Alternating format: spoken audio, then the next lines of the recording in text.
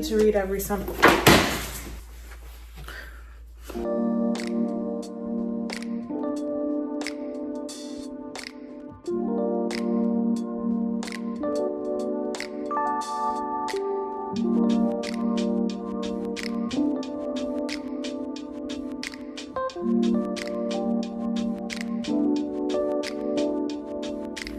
So it's a really rainy day out, so I figured why not just have a cozy rainy day vlog. Welcome back to my channel. Welcome if you're new. My name's Jen. Today we're just gonna hang out. I don't have anything extravagant planned. I probably won't leave the house. But I do wanna just have a little chill sesh with you guys. I do have some books that I wanna get off my TBR finally. I want to get Carly Fortune's 2 books every summer after, I believe it's called, and One Golden Summer. That won't happen today, but I do plan to get those 2. So in order to get those 2, I have to knock a couple of things off my TBR. So that'll be part of the mission today. But for now, I'm gonna make a cup of coffee, and then I'm probably gonna get myself a treat for lunch. So let's make some coffee.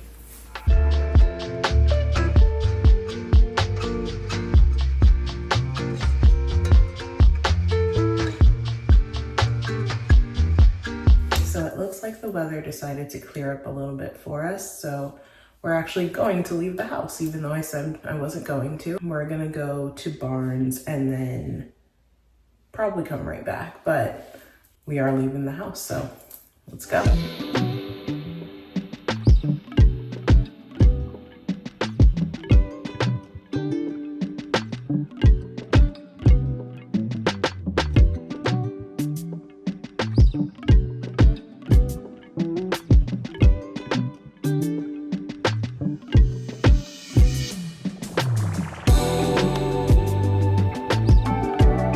Just got back from Barnes & Noble and I picked up One Golden Summer. Didn't find Every Summer After in the store, so I did order it. But look at how pretty that is. Like, I know that like the cover is like the least important part of the book, but like, is it really? I know for a fact that I am a sucker for a pretty cover, so that's stunning. A lot of the time I find that the Barnes & Noble exclusive is the prettiest one. So I picked that up. I'll have Every Summer After here in a day or 2, but I am excited to read it. Last summer I read This Summer Will Be Different, and I really, really enjoyed it. I think I read it all in one day. So it was a really good book, and I know I like Carly Fortune just based off of how much I like this one. So I can't wait to get into Every Summer After and then this one. Now I'm currently working on The Perfect Couple. As I mentioned, I am looking to finally watch the series. I've avoided spoilers all this time, which is weird, but I'm currently working on this one. I like it a lot so far. I am 120 pages in. Hoping to finish it today or tomorrow, more than likely tomorrow, but I really like it so far. So I'm gonna spend a lot of the afternoon reading that, and yeah, let's do it.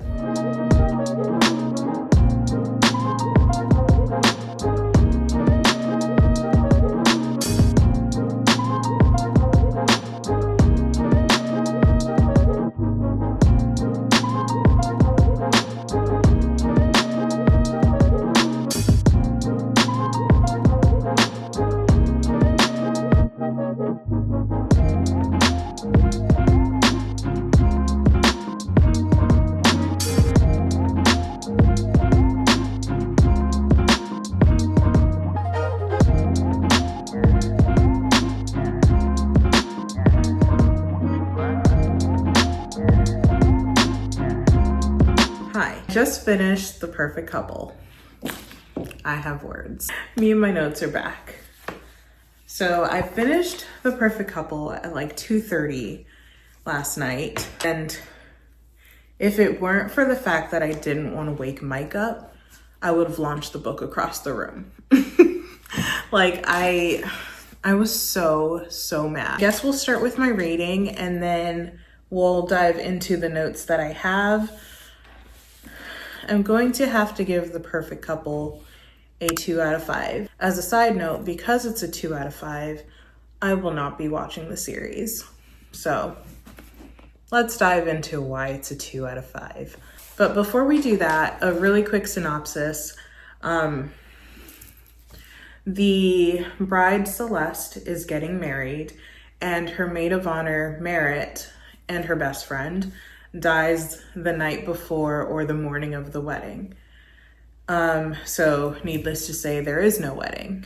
And the book kind of goes through all the characters that showed up to this beautiful Nantucket home where the wedding is to take place.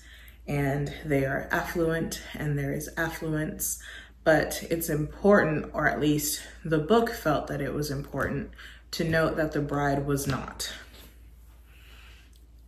Sure, she's just a regular gal, but she's marrying into this really rich family, yada, yada, yada. She's not rich, he is. That's the point. So we kind of go through meeting all the characters while the police, more on that later, while the police is doing their interrogations. So the first like 25 to 35% of the book was okay because we were meeting everybody and sort of laying the groundwork for how we got to this night/morning. And that was fine. I had no real issue with that. Where I did start to have a problem was about halfway through the book, I literally launched out of the bed because they dropped like a really big plot twist. Now, why do I have a problem with that, you ask? I'll tell you. We didn't go anywhere with that. So I can do spoilers. This is an older book. The bride's dad and the bride's mom are staying in the home with everyone right before the wedding. And the groom's dad and the bride's dad are having a drunken conversation about the groom's father's exploits, as well as apparently the bride's dad's. Now, where the plot twist comes in is that he talks about how he has a really big crush on a coworker of his whose name is Robin. Now, the kicker is that Robin is a dude. Oh, I don't know. It's supposed to be a big deal. Okay. That part is just... Here's the thing. You dropped this bombshell on us. And it doesn't... If we didn't have it in the story, it wouldn't have changed anything. But now that we know it, it still doesn't change anything. And it's just kind of like, is this just for shock value? Like, is this just for like the of it all? Because you got that, but like it doesn't move the story along. So it's just like, okay. Anyway, I just don't, like, you dropped this apparently bombshell of information and we never revisit it again. So what? One of my notes says, I hate it here.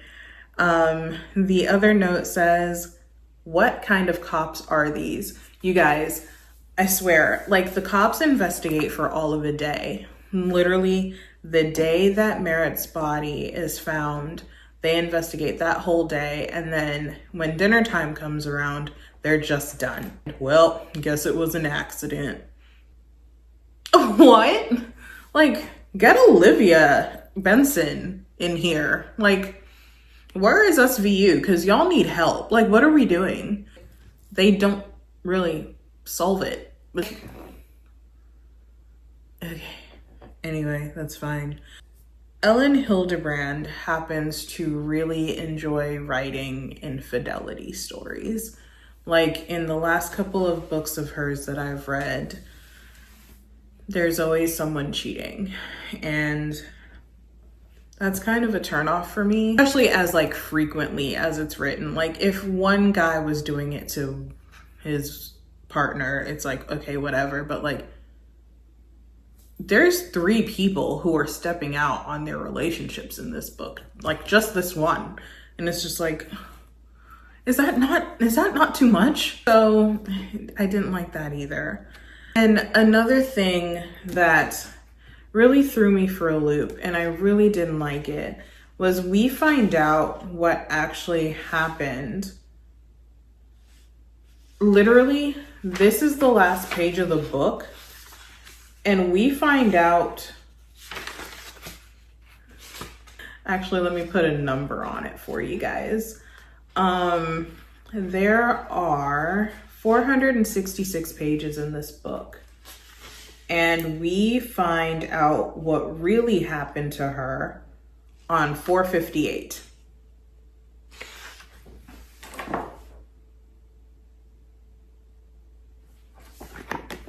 We spent all this book